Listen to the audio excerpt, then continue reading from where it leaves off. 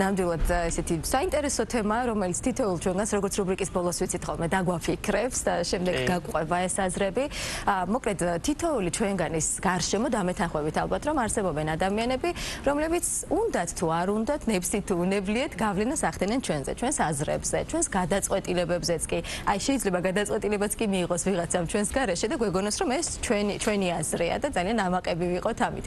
მოკლედ დღეს გავლენის ფსიქოლოგიაზე ვაპირებთ საუბარს, იმაზე თუ როგორ უნდა ამოვიცნოთ манипуляტორი და ზოგადად როგორ დავიცვათ საზღვრები და ფეხი არ გადმოვადგმევინოთ არავის. აი ეს არის ჩვენი თემა, შემოგვიერთდა ჩვენი არაჩვეულებრივი სტუმარი და დიდი სიამოვნებით წარმოგიდგენთ ფსიქოლოგიის დოქტორი, პროფესორი ქალბატონი თეა გოგოტიშვილი. მოგესალმებით, მადლობა თქვენ. მოგესალმებით, დივანში. გუშინ ჩამოფრინდა და დღეს უკვე ჩვენთან არის და მადლობა თქვენ ამ ერთგულებისთვის.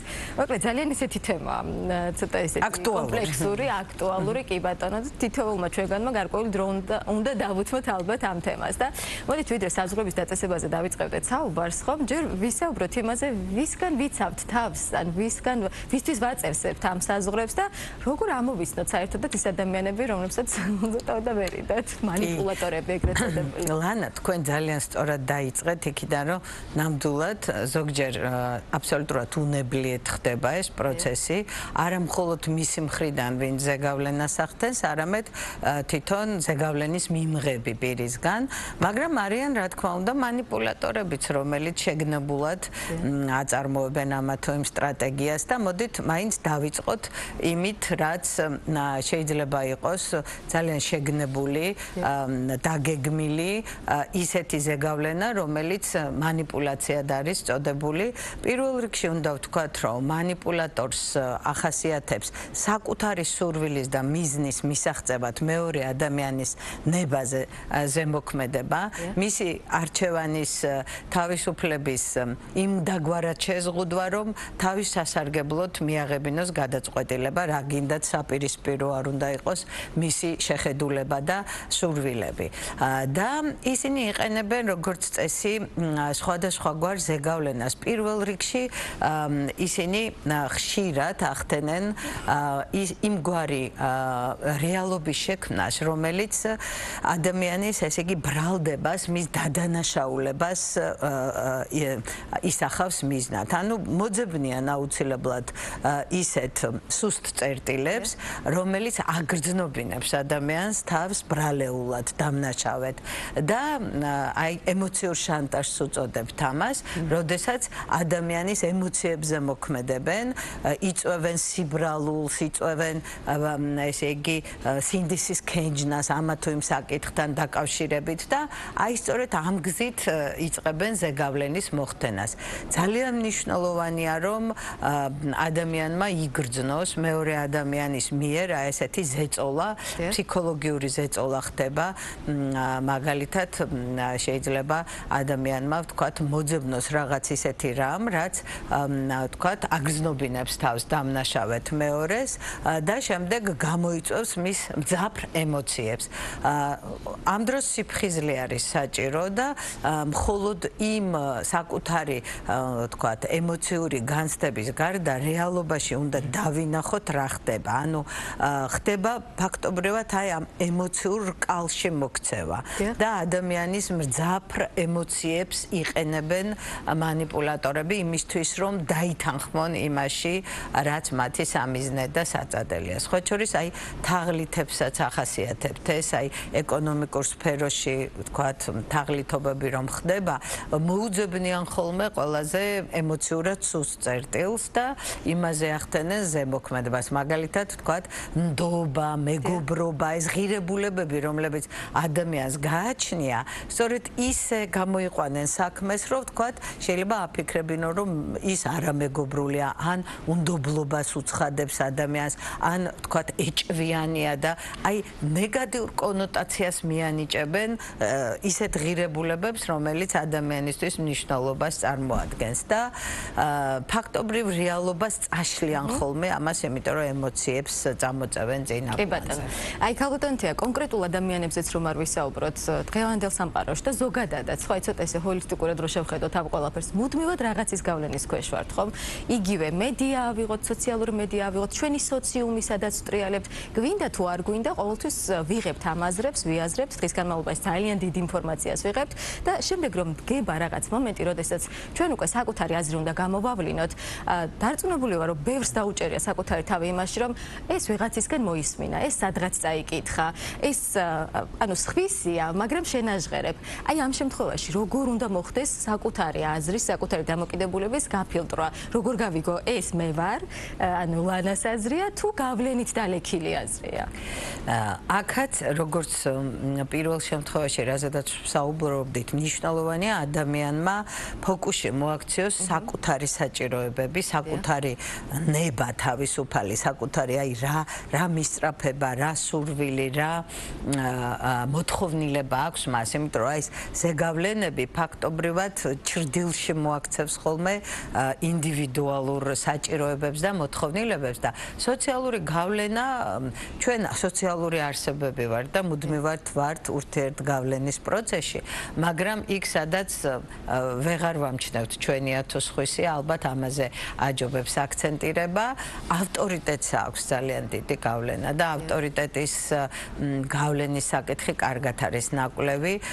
ის ადამიანები, ვით ჩვენთვის მნიშვნელოვანი და პატივსაცემია, მათი აზრები პირდაპირ გავლენის ქვეშ მოგვაქცევს ჩვენ, ასე რომ ეს უნდა ვიცოდეთ და არ უნდა დაგვავიწყდეს და არ უნდა, ასე ვთქვათ, ფონში არ უნდა გადავიდეს საკუთარი შეხედულება და აზრი, იმიტომ რომ აპრიორი ავტორიტეტი უკვე გავლენას ახდენს ჩვენზე და ეს ავტორიტეტი არ არის ცუდი სიტყვა.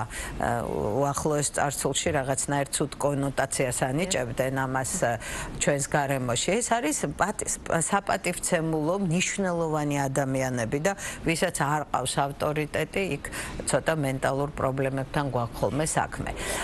გარდა ავტორიტეტებისა არის კიდევ კეთილგანწყობის ეფექტი, ასე ვის მიმართაც პოზიტიური განწყობა გვაქვს და რაც უფრო მეტად ვართ პოზიტიურად განწყობილნი, მეტი ალბათობა არის, რომ იქაც მოხდეს ზეგავლენა და ამიტომ მეტი სიფხიზლე გვმართებს. თუ ვიტყვით, რომ რა დაგვეხმარება, მეტი სიფხიზლე და აი საკუთარი მეს, ასე ვთქვათ, დაკარგვის მიმართ მეტი, ასე ვთქვათ, მონდომება, მეტი საკუთარი თავის და გარემოს რეფლექსია. ანუ გარე დამკვირვებელს თუ ჩავრთავთ ჩვენ, სადაც საკუთარ თავს და გარემოს აღიქვამს და არ ვართ, ასე ვთქვათ, შერწყმული იმ ემოციებთან თუ იმ იმ ინტერაქციასთან, რასაც ურთიერთობა ქვია, მაშინ მეტი შანსებია, როცა კრიტიკულად ვართ განწყობილი, კრიტიკულ აზროვნებას ასწავლიან.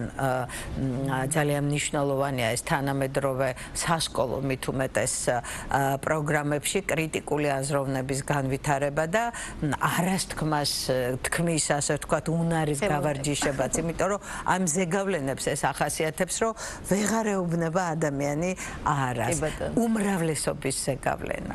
ძალიან მნიშვნელოვანი ეფექტია ეს, როდესაც უმრავლესობა არის კონკრეტულ აზრზე და ეს უმრავლესობა ქვეცნობიერად გადადიხართ. ნუ აი კონფორმულები ვართ სოციალურობიდან გამომდინარე მეტნაკლებად, თუმცა ეს ინდივიდუალიზმი და ინდივიდუალისტური განწყობები მაინც აი გავარჯიშებადია ნამდვილად კრიტიკული აზროვნებით.